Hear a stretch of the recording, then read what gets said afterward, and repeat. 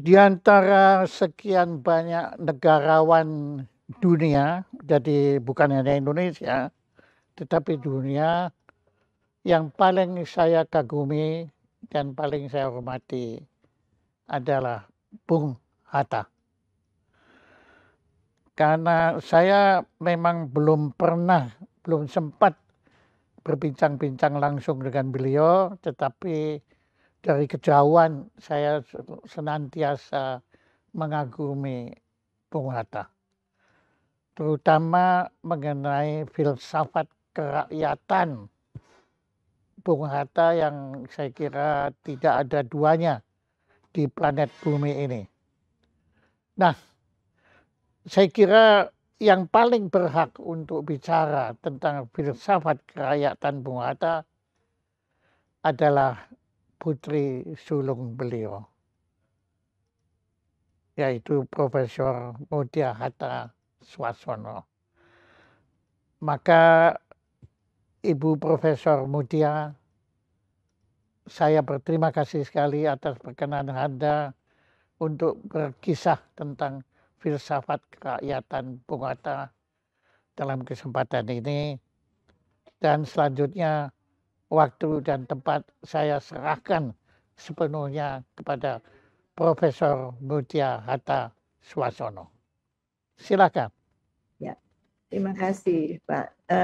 Saya bersyukur bisa mempunyai kesempatan di sini dan Bapak minta saya untuk bicara soal filsafat Bung Hatta yang dilihat sebagai filsafat kerakyatan Bung Hatta kan. Ya. Dan dalam kait ini saya melihatnya juga sebagai filsafat kenegaraan karena Bung Hatta itu seorang negarawan. Ya, dari kecil bukan dari kecil, dari muda mahasiswa mempersiapkan diri untuk berpikir Indonesia merdeka. Jadi dia memupuk diri sebagai negarawan. Nah, jadi filsafat kenegaraan Prof Hatta, mohon maaf ya, kalau boleh saya nimbrung, kok bisa beliau itu sejak muda itu punya, yang menurut saya itu obsesi beliau ada untuk Indonesia merdeka.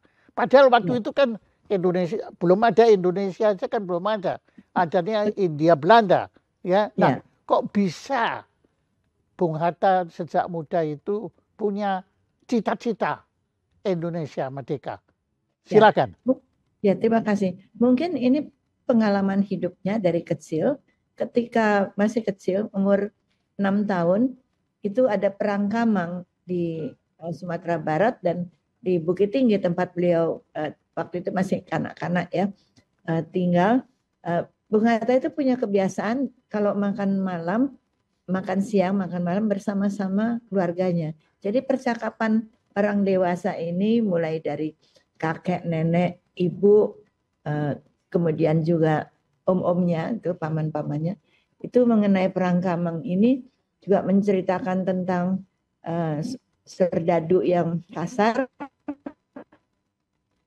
kepada rakyat itu terpatri di hatinya, jadi Belanda jahat. Nah, waktu sekolah di Padang, ya di sekolah di Padang datanglah tokoh-tokoh seperti Nasir Sultan Pamunca dan Abdul Muiz yang membicarakan tentang Young Sumatran and Bond. Jadi anak-anak muda harus mengenal masyarakatnya sendiri. Nah, di sini Bung Hatta kemudian ada satu hal yang dia pikir itu upacara atau suatu kebiasaan adat, tapi ternyata itu tanam paksa. Jadi baru tahu, rupanya rakyat itu disuruh menanam sayur-sayur dan sebagainya, kopi ya seperti itu. Tapi tidak boleh menikmati sendiri, harus diserahkan kepada Belanda. Jadi ya SMP sudah terbuka itu. Lalu Bung Hatta juga ketemu tokoh-tokoh yang seumur maupun yang lebih tua. Jadi dan ketika kebetulan ya, ketika sekolah di Batavia di Jakarta, beliau itu sendiri, ayah saya itu sendiri. Tapi kemudian pada tahun 1918 Bung Hatta itu terekspos pada suatu situasi yang mengesalkan kepada rakyat waktu itu, terutama di Batavia, mereka ngomongin, ini Gubernur Jenderal Limburg-Stirum itu dulu pernah berjanji mau mempersiapkan Indonesia merdeka, jadi memberikan fasilitas seperti itu. Tapi setelah ditanya di Volksraad, beliau mengingkari. Jadi itu mereka mengambil keputusan kita harus merdeka, tidak usah minta tolong Belanda lagi, seperti yang dipikirkan. Tetapi ayo kita mulai gitu. Nah, Perhimpunan Hindia Belanda itu kemudian juga tokoh-tokohnya mempengaruhi anak-anak muda. Ayah saya waktu itu kan umurnya baru 19 tahun. Kemudian iya di negeri Belanda waktu itu. Lalu kalau kita merdeka namanya apa ya negara kita? Tentu tidak bisa Hindia Belanda. Lalu mereka mencari di perpustakaan nama apa lagi yang pernah muncul. Nah, itu ada 3 scholar ilmuwan, yang 2 Inggris, yang 1 Jerman. Yang Jerman itu Bastian, tapi sebelumnya itu Earl sama Logan. Nah, 3-tiganya menggunakan nama Indonesia. Nah, itulah nanti yang menjadi negara. Maka perhimpunan yang disebut Indische Vereniging itu menjadi Indonesische Vereniging. Oh, sudah Indonesische Vereniging. Iya, sudah diganti. Nah, itu tahun 1922 dan baru 2 minggu kemarin itu saya juga diundang karena kedutaan besar kita di negeri Belanda membuat peringatan 100 tahun Perhimpunan Indonesia. Jadi saya bersyukur sekali saya diundang. Iya. Iya, ini dia. Jadi Bung Hatta itu terobsesi bahwa kita harus merdeka. Dan sebagai anak muda kan dia juga suka pergi conference yang dihadiri oleh anak-anak muda Asia dan Afrika yang kuliah di Eropa, dan mereka datang semua. Negara-negara mereka waktu itu masih terjajah, termasuk India. Jadi bertemu dengan ayah saya begitu ya, dan akhirnya mereka memupuk kita harus merdeka gitu. Nah, masing-masing, dan Bung Hatta mengatakan kemerdekaan itu harus diperjuangkan oleh kita sendiri dan sifatnya non kooperasi, tidak boleh minta-minta kepada Belanda, semua harus dikerjakan sendiri. Ya. Nah itu Pak. Jadi tadi menjawab pertanyaan kenapa Bung Hatta pikirannya ke situ karena pengalaman itu. Yes. Dan Ibu menjelaskannya secara sangat gamblang dan sangat-sangat sesuai kenyataan. Ya. Karena Ibu saya kira juga pernah tentu berbincang-bincang dengan ayahanda Ibu mengenai hal itu. Ya, di memoirnya ada juga gitu. Di memoirnya, okay. Nah, kalau saya boleh tahu Bu, karena Ibu kan putri sulungnya. Nah, secara manusia, ya, bukan sebagai negarawan, tapi sebagai manusia, Bung Hatta itu bagaimana sifatnya? Silakan. Ya, beliau itu orangnya tidak banyak bicara, tapi banyak berpikir, tapi ramah. Ya, tidak pernah marah kecuali harus marah. Karena ada yang dablek gitu ya. Iya. Marahnya juga secara berwibawa tuh, kalau ayah saya marah itu berwibawa gitu ya. Oh, tidak ngamuk-ngamuk gitu Enggak gitu. Jadi marah yang berwibawa itu sulit, tapi itu beliau. Iya. Itu saya mesti belajar marah yang berwibawa. Saya sendiri belum bisa. Jadi pada prinsipnya beliau orangnya sabar. Iya, sabar, tetapi kalau punya prinsip dan itu dia. Benar, tidak mau kalah. Ya. Pantang menyerah. Ya, menyerah. Wah, hebat ya. Oke, kembali lagi Bu kepada urean Ibu tentang filsafat kenegaraan Bung Hatta. Ya, jadi filsafat kenegaraan Bung Hatta itu adalah azasnya kebangsaan dan kerakyatan. Itu dua sisi, dua yang bersatu itu, bersatu satu sama lain ya. Jadi, nah ketika itu mengenai filsafat kenegaraan Bung Hatta ini adalah sebetulnya tegaknya asas kebangsaan ya. Justru Bung Hatta waktu itu memikirkan itu sedang marak-maraknya di Eropa itu dikumandangkan semangat internasional yang setelah Perang Dunia Pertama itu ya, di mana Genève itu dinamai sebagai pusat pergaulan internasional. Nah, di situ. Nah, dalam menegakkan azas kebersamaan itu, kembali lagi kita lihat di negara kita saat itu kan Bung Karno mendirikan PNI, Partai Nasional Indonesia. Nah, itu juga suatu partai kebangsaan. Nah, tetapi ketika Bung Karno ditangkap, partai itu dibubarkan dan Bung Hatta kembali ke Indonesia. Sultan Syahrir lebih dulu, Bung Syahrir lebih dulu ke Indonesia dan Bung Hatta itu mengatur, membimbing ya jadinya dari sebabnya dari luar negeri beliau sudah memikirkan Sultan Syahrir harus membantu Bung Karno untuk mendirikan PNI itu. Nah, ketika Bung Karno ditangkap, Bung Hatta datang dan dengan Bung Syahrir mendirikan partai namanya bukan partai, Pendidikan Nasional Indonesia, supaya inisialnya itu sama dengan PNI. Ya. Jadi ini untuk mengenang, tapi sekaligus meneruskan dan terutama partai kader, karena di dalam Pendidikan Nasional Indonesia itu mendidik anggota supaya melek terhadap situasi yang ada dan juga melek terhadap kondisi-kondisi supaya kalau nanti kita merdeka, Indonesia merdeka, kemudian ada yang mau jadi menteri, ada yang mau jadi barangkali ketua partai, ada yang mau jadi apa, mereka tahu oh sistem ekonomi itu seperti ini, sistem hukum itu seperti ini. Jadi mereka diajari supaya melek ya.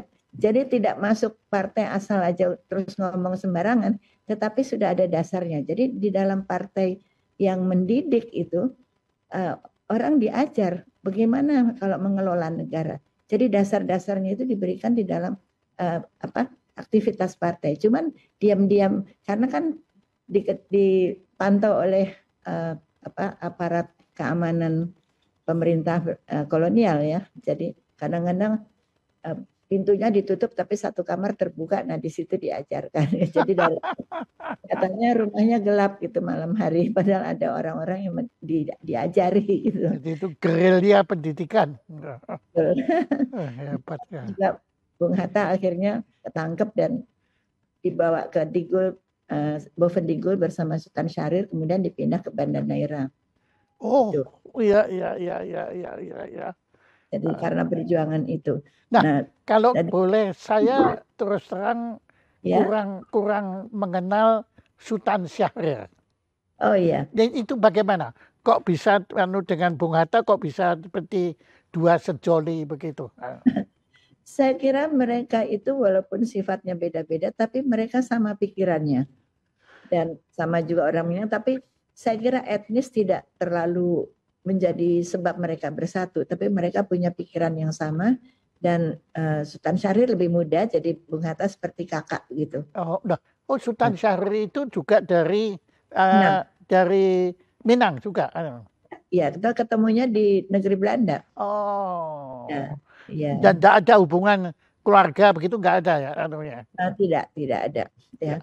Jadi ini tadi saya juga mau mengatakan. Jadi Bung Hatta mengatakan tulisannya itu namanya Ke Arah Indonesia Merdeka. Ada satu buku kecil tapi sangat penting itu ditulis 1931 ya, 32. Nah, Bung Hatta mengatakan begini, selama Indonesia merdeka menjadi tujuan kita yang utama, maka selama itu pergerakannya bersifat kebangsaan. Karena Bung Hatta mengatakan tidak ada pergerakan kemerdekaan yang terlepas dari semangat kebangsaan. Apa yang mau dimerdekakan dari genggaman penjajah bangsa asing kalau tidak bangsa dan tanah airnya sendiri? Nah, gitu. Jadi Bung Hatta mengatakan memang persatuan hati dan persaudaraan segala manusia itu adalah bagus dan baik. Tetapi kalau tidak merdeka, ya, itu yang lebih dulu adalah kemerdekaan bangsa. Jadi harus diutamakan. Ya. Iya. Nah, itu. Jadi di situ Bung Hatta mengatakan ya Indonesia itu nama politisnya ya tahun 1922, dan di situ Indonesia menjadi peristiwa pertama menunjukkan penggunaan nama Indonesia untuk tujuan politik. Ini mencapai kemerdekaan Indonesia. Dan satu lagi non kooperatif. Ya, non kooperatif. Ya, itu merupakan kebijakan menyandarkan diri kepada kekuatan sendiri. Ya. Jadi kebijakan berdikari kalau istilahnya. Nah, ini kan sebetulnya paradoks dengan koperasi yang beliau dirikan itu kan justru kan itu kan esensi dari koperasi kan adalah kooperatif. Nah, ya. Tapi melawan penjajah kita nggak boleh kooperatif. Ya, kalau melawan penjajah tidak boleh, tapi kalau kooperasi diterapkan dalam ekonomi bahwa ekonomi itu dikerjakan oleh secara bersama-sama untuk menolong diri sendiri secara bersama-sama, dan nah itu dengan itu menjadi besar gitu. Semuanya dirembuk bersama, saling menolong, saling asuh begitu, sehingga ya ada prinsip-prinsip kooperasi. Kalau nanti ada waktunya saya bisa tambahkan. Nah, jadi Bung Hatta itu saya tertarik pada kata-katanya ya, katanya ini mana? Hanya bangsa-bangsa dan manusia yang sama derajat dan sama merdeka dapat bersaudara. Kalau tuan dan budak itu susah berpendapat seperti persaudaraan, nggak bisa gitu. Tapi harus merdeka hatinya, harus sama-sama gitu ya. Maka beliau juga pernah bilang, jangan menjadi kuli, ya. Betul. Ya, betul. Ya, jadi ini jadi di atas kebangsaan kan keberanian, kalau takut sama penjajah, tapi suatu waktu ada keberanian untuk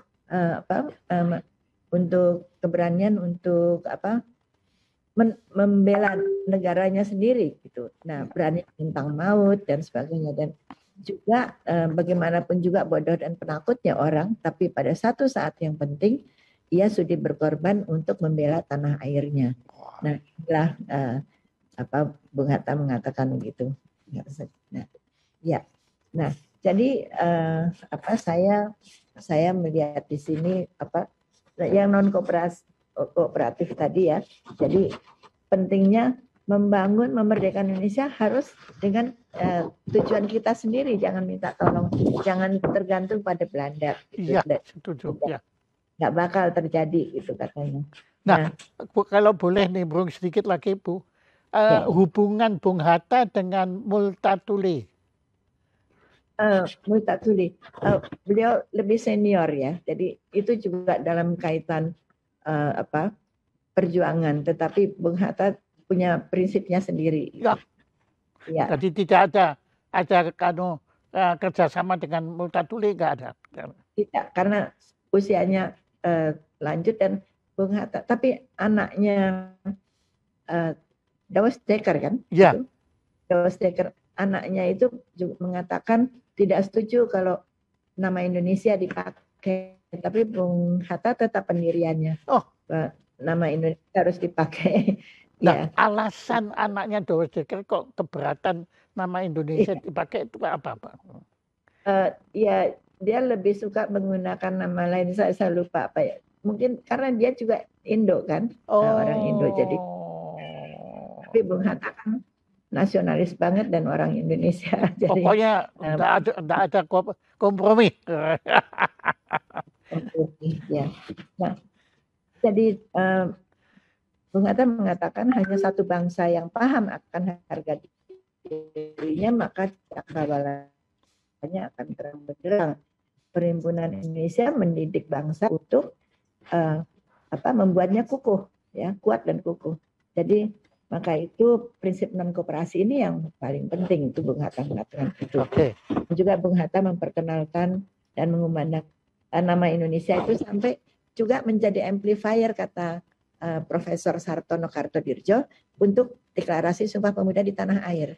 Itu juga karena anak-anak muda di Indonesia mendengarkan yang di Perhimpunan Indonesia dan itu Bung Hatta yang jadi corongnya gitu. Itu salah satu yang penting. Dan yang kedua tadi asas kerakyatan. Tadi kan kebangsaan dan kerakyatan. Nah, Bung Hatta mengatakan asas kerakyatan itu mengandung arti bahwa kedaulatan ada di tangan rakyat. Segala hukum atau peraturan negeri haruslah bersandar pada perasaan keadilan dan kebenaran yang hidup di hati rakyat banyak. Dan aturan penghidupan haruslah sempurna dan berbahagia bagi rakyat. Maksudnya membahagiakan rakyat itu. Jadi rakyat harus berbahagia. Nah, disinilah supaya masyarakat itu berdasarkan keadilan dan kebenaran, haruslah rakyat insaf akan haknya dan harga dirinya. Dan ini yang harus diajarkan kepada rakyat. Ya, jadi cara menyusun ekonomi, cara memerintah itu harus mufakat, ya, musyawarah mufakat itu semua diajarkan. Nah, jadi tanggung jawab pemerintah itu, ini belum merdeka waktu itu ya, tapi tanggung jawab pemerintah adalah untuk menyadarkan rakyat. Nah, itu jadi ini falsafah Bung Hatta itu prinsipnya apa yang dilakukan ya, tahtanya, pemimpin itu punya apa ya, tahta gitu ya, bukan raja tapi maksudnya, tapi tugas memimpin negara itu ditujukan untuk rakyat. Nah, itu dia. Jadi sebetulnya beliau sangat demokratis. Iya, ya, sangat demokratis. Ya. Hatta juga disebut sebagai Bapak Kedaulatan Rakyat oleh banyak orang. Waktu 100 tahun peringatan ulang tahun Bung Hatta juga ada satu buku diterbitkan, yaitu Bung Hatta banyak waktu mulai dari Pak Subadio, Pak Sartono Kartodirjo, Ahmad Syafiq Ma'arif, Fransida, Pak Emil Salim, Atat Budi Nasution, terus Ronald Burgani, banyak yang sekarang sudah wafat ya, tapi mereka mengatakan sama gitu. Bung Hatta adalah Bapak Kedaulatan Rakyat. Dan ini saya ikut. Iya, ya itu Pak. Jadi itu apanya? Yang saat tadi dari filsafat kenegaraan itu kebangsaan dan kerakyatan. Kemudian filsafat yang lain ekonomi kerakyatan. Ya. Kan Ya. kalau nggak salah filsafat ekonomi kerakyatan Bung Hatta dilanjutkan oleh Profesor Ano Mubiarto di UGM ya. Ya. Tapi beliau ini ya cepat pergi ya. Ya, tapi sekarang dilanjutkan oleh menantu beliau, yaitu Profesor Sri Edi Swatsono. Iya.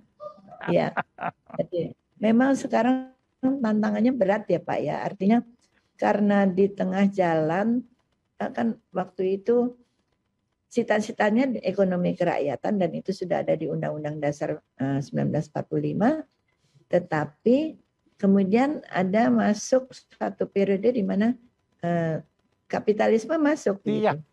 Nah, jadi ini mengacaukan karena tidak sama.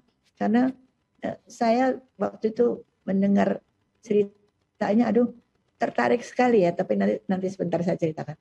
Tapi begitu ada kapitalisme masuk, kok makin yang ditanamkan kok kapitalisme gitu. Jadi ekonomi rakyatnya susah. Jadi Bung Hatta selalu mengatakan, jangan memutar ujung menjadi pangkal.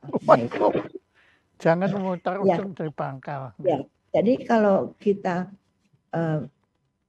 mempunyai produk ekonomi dalam negeri, jangan langsung diekspor, tetapi buatlah jadi bukan bahan mentah yang utama untuk membangun, tapi bahan mentah itu harus dikerjakan dulu di Indonesia. di dalam negeri, sehingga nanti ada orang-orang yang expert, terlatih menjadi buruh, menjadi expert dalam membuat bahan-bahan mentah itu menjadi produk yang berharga, tapi juga bahannya dari negara kita sendiri dan tumbuh di tanah rakyat gitu. Ya. Jadi kan ada banyak yang kita tahu dulu itu ada karet rakyat, tebu rakyat, semua pakai rakyat, itu memang dari tanah rakyat. Lalu ekonomi nasional menggunakan itu masuk dalam sistem, kemudian juga sebagian rakyat lagi bekerja di pabrik-pabrik dan mereka daya belinya meningkat karena punya uang, dan akhirnya kemajuan dari ekonomi dalam negeri itu adalah dari rakyat untuk rakyat oleh rakyat. Gitu. Nah, itu. Sebetulnya hal itu juga terjadi di minyak bumi. Minyak bumi kita kan dalam bentuk mentah kan malah diekspor, kemudian diolah di luar negeri, kemudian dijual kembali ke Indonesia. Wah, ini Bung Hatta kalau masih hidup pasti marah itu. Pernah sempat tahu dan marah. Ya, sempat tahu juga, tapi kalau lihat sekarang kita tambangnya kan makin banyak ya yang ketemu berikut. Iya, tapi anunya ternyata nggak ada lagi. LNG misalnya itu energi dari gas dan macam-macam. Nah, itu seharusnya kita yang mengolah. Iya, prinsipnya nggak begitu. Nah. Karena kapitalis masuk, yang lemah disingkirkan. Nah, oke, Ibu, saya kira ekonomi kerakyatan Bung Hatta memang itu adalah ekonomi Indonesia sebetulnya. Nah, tapi Ibu memang benar bahwa setelah kapitalisme masuk ke sini, kekuatan tertentu itu melupakan, bahkan menyingkirkan rakyat. Ya, sehingga rakyat bukannya dibahagiakan seperti harapan Bung Hatta, tapi rakyat disengsarakan. Itu memang banyak terjadi, Ibu. Itu terutama masyarakat adat dan rakyat miskin itu mereka sudah menyuarakan amanat penderitaan mereka, beliau. Nah memang sayang sekali Bung Hatta sudah tiada, itu betulnya sayang sekali. Karena kalau beliau masih ada, saya yakin beliau akan marah. Tapi dengan marah yang berwibawanya beliau itu tadi. Ya, silakan Ibu lanjut apa yang ingin Ibu utarakan tentang filsafat kerakyatan Bung Hatta. Silakan. Ya, jadi itu tadi bahwa Bung Hatta selalu mengatakan Tuhan di negeri sendiri, artinya master in our own home, country. Bukan host. Kalau kalau kita jadi host, kita kadang-kadang arisan gitu atau pesta, biar tamunya senang, uang kita sedikit jadi itu bukan begitu. Tapi kita yang mengatur, kalian di sini boleh apa. Ini aturan saya, master in our own country gitu. Tapi suka tidak begitu. Tergantung, kenapa harus tergantung pada asing gitu. Aslinya yang harus kerjasama dengan baik mengikuti kita juga gitu, bukan mengatur kita. Iya Bu, ya kalau itu kita setuju tanpa syarat gitu. Iya pasti, kalau Pak Jaya pasti. Kalau saya pasti. Cuma memang nggak semua setuju Bu, karena kepentingan. Saya kira ada juga sesama warga kita yang memperoleh keuntungan dengan bekerja sama, dengan berkolaborasi atau berkomplot lah ya dengan asing, itu ada yang diuntungkan sebenarnya di situ. Seharusnya yang diuntungkan negara dan negara kerjasama. Bukan pribadi, betul. Bukan. Betul. Itulah. Dan maka itu setiap saya teringat Bung Hatta itu, terus terang saya itu bulu roma saya itu berdiri Bu, ada merinding gitu ya, karena kok ada manusia seperti Bung Hatta, apalagi waktu almarhumah Ibu Rahmi berkisah bagaimana beliau menabung untuk beli mesin jahit, kemudian akhirnya nggak berhasil karena uangnya dipotong, tapi beliau nggak dikasih tahu oleh Bung Hatta. Waktu Bung Hatta, Bu Rahmi marah sama Bung Hatta, Bung Hatta bilang, loh kamu kan istri saya, tapi kan saya harus membela bukan istri saya, yang saya bela negeri saya. Waduh, itu saya betul-betul. Ya itu, jadi memang membedakan antara kedinasan dan kekeluargaan. Nah, ya karena itu dahsyat sekali, Bu. Ya, perjuangan itu membutuhkan korban kan. Ya, tapi ayah saya, ibu saya juga ikut berkorban, nggak apa-apa gitu, ibu, asal masih tertanggungkan. Tapi mesin jahit nggak apa-apa gitu. Nanti bisa pikir. Ya, apalagi ya kalau ibu kan orangnya juga sabar sekali kan. Saya kira kalau suka ngomong juga tapi sabar. Komen tapi nurut gitu. Ya, saya memang bagaimana ya, dengan segala hormat kepada Bung Karno, saya itu terus terang merasa lebih bagaimana ya, lebih dekat gitu loh, dengan Bung Hatta karena cara berpikir beliau yang menurut saya sangat sangat alami, sangat natural, sangat tidak dibuat-buat, dan beliau tidak terpengaruh oleh isme-isme, tetapi kecintaannya kepada Indonesia itu ya memang cinta, ya sudah, mau apa lagi dan nggak perlu definisi, nggak perlu apapun beliau itu. Karena beliau memahami rakyat, karena cinta pada rakyat.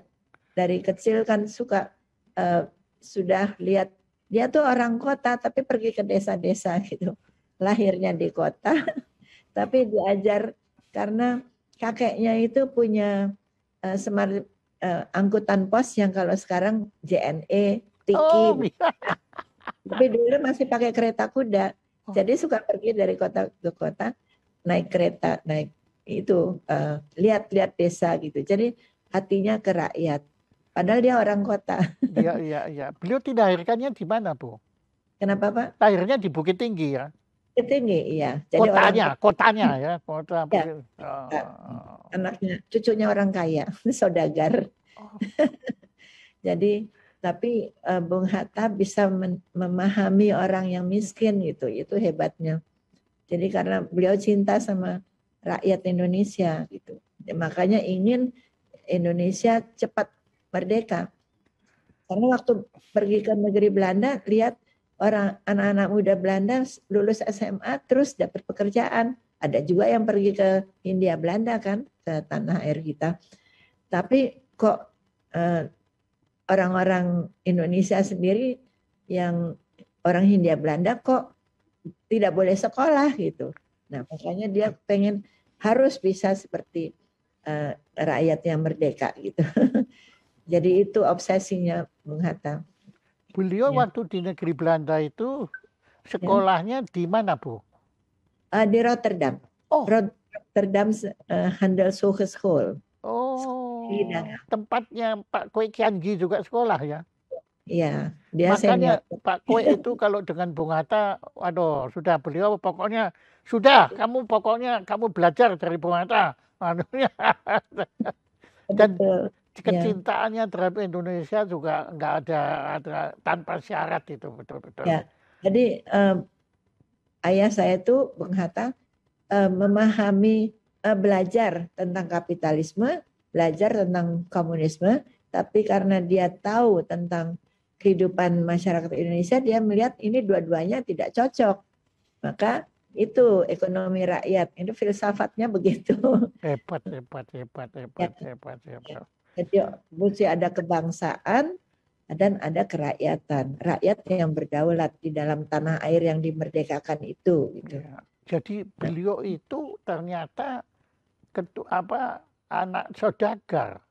Iya. Ya ampun. Saudagar kaya sekali dulu itu zaman itu ya. Kalau sekarang orang lebih kaya jauh. Tapi waktu itu sudah dianggap orang yang ya kaya dah, sudah kaya lah di waktu Iya, itu. betul. Jadi beliau tidak pernah mengalami penderitaan ekonomi, enggak pernah ya. Tidak, tapi rela menderita di pembuangan di Digul dan Iya, setelah itu ya itu ya, bukan main. Dan saya baru tahu bagaimana beliau waktu di Bovendigul itu waktu di Bandanera ya, beliau bikin kapal yang dicatnya merah, putih, biru. merah Kan? putih. Terus bilang kenapa merah putih? Karena lautnya sudah biru. Nggak usah lagi bikin cat biru. Iya, Kan makanya birunya sudah di laut. biru, Aduh. biru laut. Iya, Iya. jadi orangnya sebetulnya humoris juga ya. Tapi anggun, nggak Anggun. lucu, Iya, betul. nggak seperti lelucon gitu. Bukan lelucon, tetapi humor dalam Awan arti yang mulia, gitu, yang luhur gitu. like. Bagus sekali. Ya, karena cara berpikir beliau itu buat saya sangat humoristis. Dalam Iya, arti bermain dengan logika, gitu kan. iya, Iya, iya. apalagi Pak Mutia yang Anda bisa kisahkan tentang Bung Hatta Tentang dengan filsafat kerakyatan beliau. tentang jadi itu ekonomi kerakyatan tadi sudah disebut bahwa produk rakyat dari tanah rakyat produk rakyat dimasukkan dalam sistem ekonomi nasional daerah maupun nasional gitu ya. Jadi rakyat itu punya penghasilan, daya belinya meningkat dan kita jadi sejahtera gitu. Dan juga Bung Hatta, satu lagi Pak yang menarik ya. Jadi waktu itu Insinyur Lau diangkat menjadi Menteri PU itu tahun 48 kira-kira kabinet itu waktu itu. Dan Bung Hatta memanggil Insinyur Lau, kamu tahu apa tugasmu? Tidak Bung, gitu. Panggilnya Bung dulu ya, walaupun Wakil Presiden. Tidak Bung, kamu harus merangkai Indonesia. Merangkai Indonesia itu bikin dermaga di mana-mana, bikin pelabuhan, airport. Ya, memang dulu belum ada cukup uang, tapi idenya sudah ada. Gila itu kemaritiman yang modern sekali Bu itu. Ya, maritim maupun pesawat nanti atau kalau di daerah-daerah jalan-jalan atau sungai-sungai itu ada dermaga sungai. Jadi masuk ke pelosok-pelosok nanti rakyat sendiri yang akan membuat daerah itu menjadi ada rumahnya, ada warungnya, ada apa, jadi berkembang sendiri. Jadi artinya tidak ada yang terpencil. Tidak terlalu terpencil gitu ya, terpencil pasti ada karena negara kita ini begini luas ya, dan ekonomi kan juga waktu itu masih tahun 40-an ke atas itu 49 50 masih sederhana kan, tapi Bung Hatta sudah memikir kamu harus merangkai Indonesia sehingga dengan merangkai Indonesia itu tidak ada gap yang sangat tinggi antara yang kaya dan yang miskin, dan ada yang terpencil dan yang terbuka gitu, sekota-kota besar seperti Jakarta dan lain-lain itu. Jadi supaya rakyat Indonesia ini adil gitu. Nah, makanya Bung Hatta juga kesel kalau korupsi itu menyebabkan dana maupun aset-aset yang harusnya ke daerah terpencil tidak terjadi karena korupsi. Itu tidak adil kepada rakyat. Ya sekarang di mana-mana ada korupsi ya, susah juga. Ya kalau sekarang maaf Bu, ini terjadi demokratisasi korupsi sekarang ini Bu. Ya, gimana kalau pemerataan. Sama Bung Hatta yang sudah bilang korupsi menjadi kebudayaan, terus orang kesel, sekarang lebih-lebih lagi kan. Iya. Iya. Nah, jadi sebetulnya pada waktu Bung Hatta masih hadir di antara kita semua, itu korupsi sebetulnya kan belum merajalela kan Bu, waktu itu. Sudah ada tetapi tidak seperti sekarang.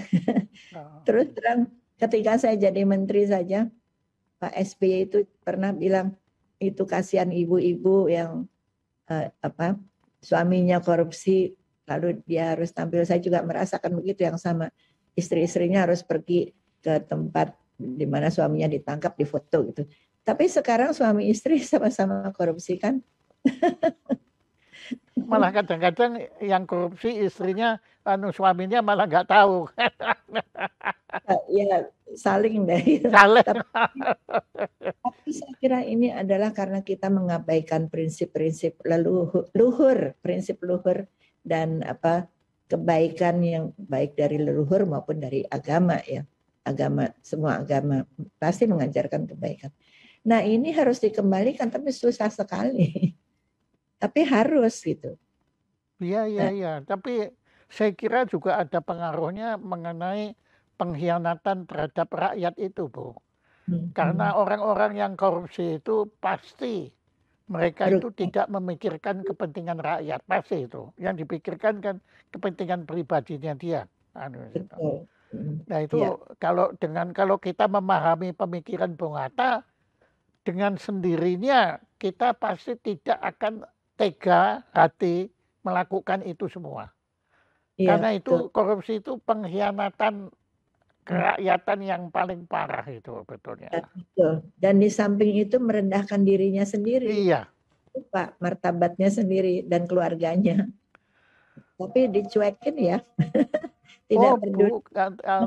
Misalnya belakangan ini Bu, dan saya juga jadi curhat kepada Ibu begini.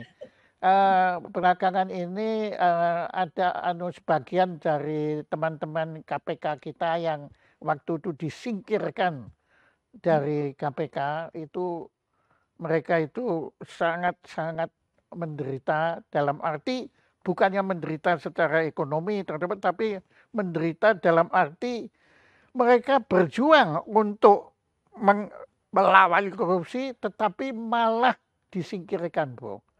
Iya. Karena kebetulan yang melakukan korupsi itu sedang memegang kekuasaan. Nah ini Bu, kalau Bung Hatta masih hidup, saya pasti akan mengajak teman-teman ini untuk menghadap Bung Hatta, supaya pasti Bung Hatta akan marah dengan yang berwibawa itu tadi ya. Dan begini Bu, terus terang pada saat Bung Hatta meninggal, wafat, itu tidak kurang dari seorang Ruslan Abdul Ghani yang memberitahu. Ya, saya juga ingat itu. Ya toh, Ruslan Abdul Ghani itu bilang ke saya, ya. Aduh Pak Jaya celaka ini. Loh kenapa celaka? Ini Pak Harto itu paling hormat dan paling takut, misalnya benar takut kepada Bung Hatta. Nah ya. Sekarang kalau ini Bung Hattanya nggak ada, nah Pak Harto nggak ada yang ditakuti lagi. Itu betul, itu omongannya Ruslan Abdul Ghani Bu ke saya. Beliau mengatakan hati nurani bangsa Indonesia sudah nggak ada. Ya kan, di koran waktu itu begitu. Nah itu di koran, tapi pribadi ke saya. Dia itu ngakunya ya. Itu enggak ada yang ditakuti lagi. Iya. Jadi saya tadi Bapak bilang mau mengajak orang-orang yang kecewa itu ke Bung Hatta kalau masih hidup. Saya ingat ya yatim nurani bangsa Indonesia itu. Ya, tidak ada yang ditakuti lagi ya. Enggak ada. Mungkin, betul. Gani, tidak ada yang disegani lagi. Enggak ada. Ya itu. Enggak ada yang dihormati lagi. Iya, jadi kita betul-betul kehilangan, ya saya itu sangat belum sempat berjumpa beliau. Wah, kalau saya sempat pasti dengan bantuan Ibu memperkenalkan saya bagi beliau kan saya pun tidak ada artinya. Tapi sebetulnya saya ingin banyak belajar dari beliau, bukan ilmunya Bu, tapi pengalamannya beliau itu loh. Iya. Kalau ilmu kan saya bisa baca buku, ya, tapi kalau pengalaman kan nggak bisa Bu. Itu kan harus orang yang ngalami sendiri itu itu. Pengalaman itu dicerna dan dilihat apakah Indonesia cocok dengan suatu hal prinsip tertentu gitu. Ya seperti komunisme, kapitalisme. Iya. Tidak harus punya sendiri. Nah itu ekonomi rakyat.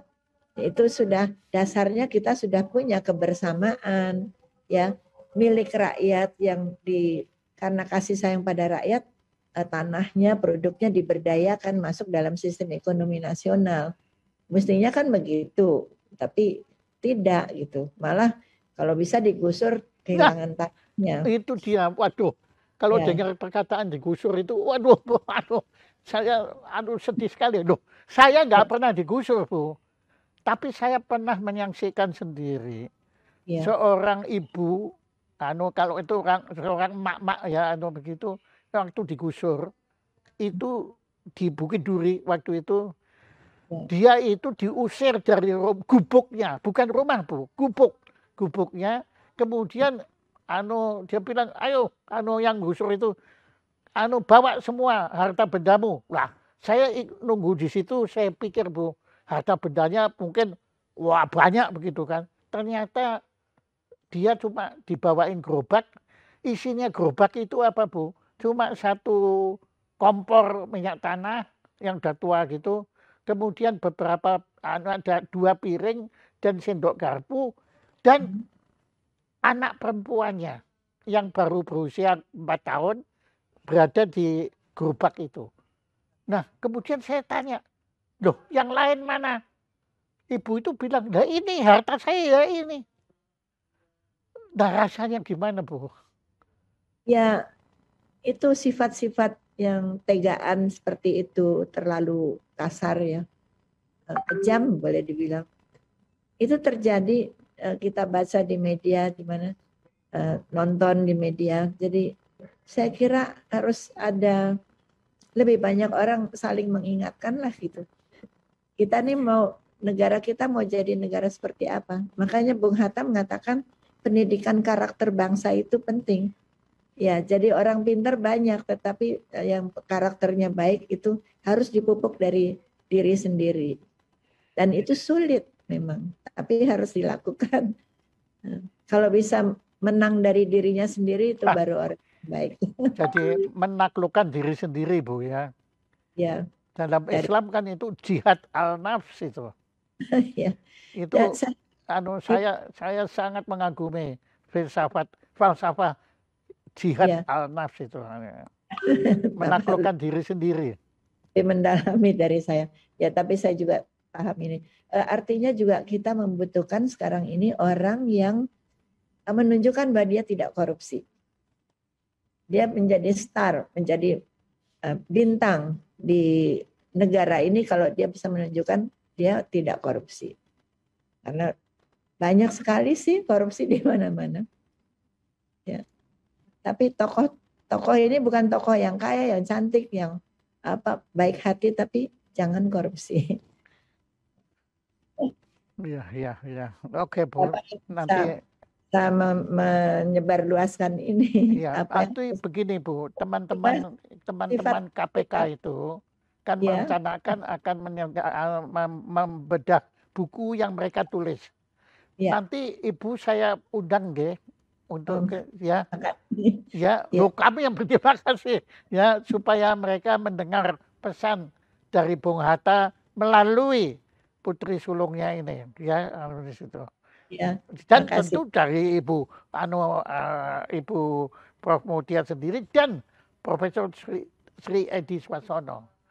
Ya. Saya tidak pernah lupa bagaimana pada waktu kita sedang berusaha membantu para ojek itu, Prof Edi itu dengan penuh semangat memberikan semangat mengenai membentuk koperasi kepada anak-anak Gojek ini untuk mereka bertahan melawan modal besar itu. Itu Prof Edi melakukannya dengan con amore loh. Padahal profesor itu kalau dibayar berapa itu maksudnya sebagai konsultan koperasi. Ya sih, untuk rakyat dia. Iya, saya tahu. Ya. Dan memang kebersamaan itu penting, nah, rasa kebersamaan, saling memiliki, tidak mengkhianati satu sama lain, gitu. Setia, nah kesetiaan. Setia. Ya, setia.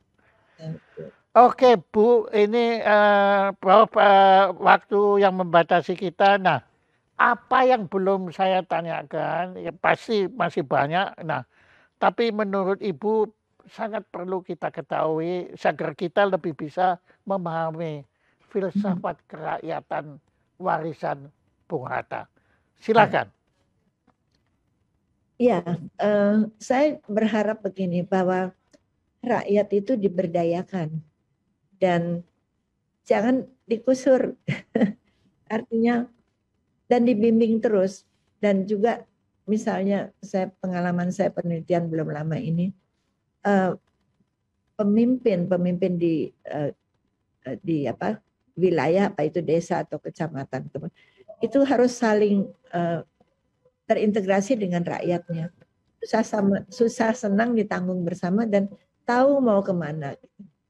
Jadi rakyat tidak sendiri, tapi pemimpin juga didukung oleh rakyatnya. Jadi karena punya tujuan yang sama untuk membangun desanya atau kecamatannya atau apa, dan mereka sendiri.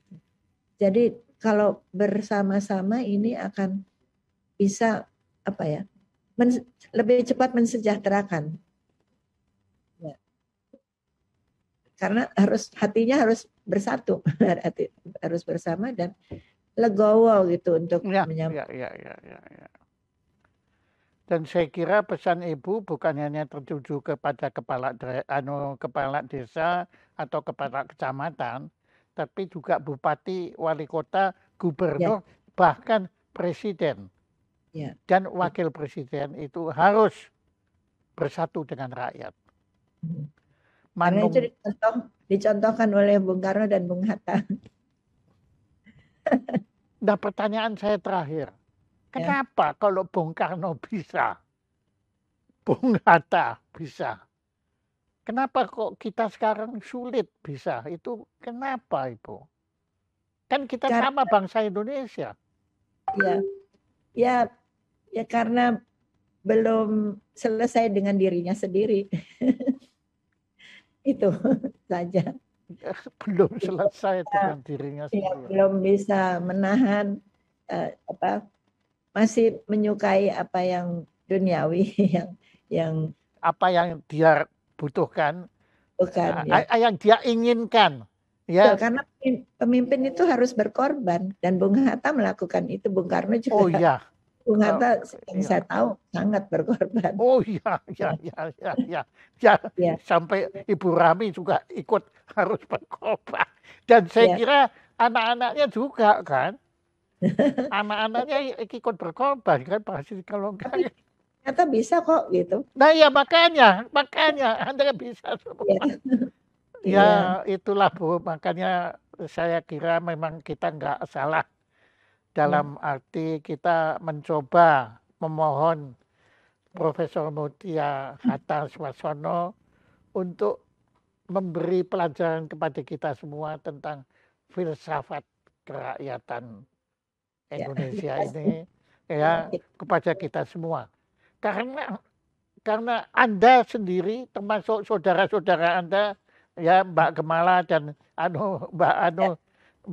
siapa itu Alida yang beliau kan ada mengajar di sekolah kami nah itu di situ kita bisa belajar dari bukan teori tapi keteladanan sikap dan perilaku dan terbukti Anda semua bisa.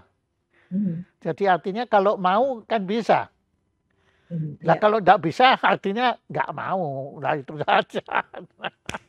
Terima kasih Ibu Profesor Mutia Hatta Swasono. Kami nggak punya apa-apa.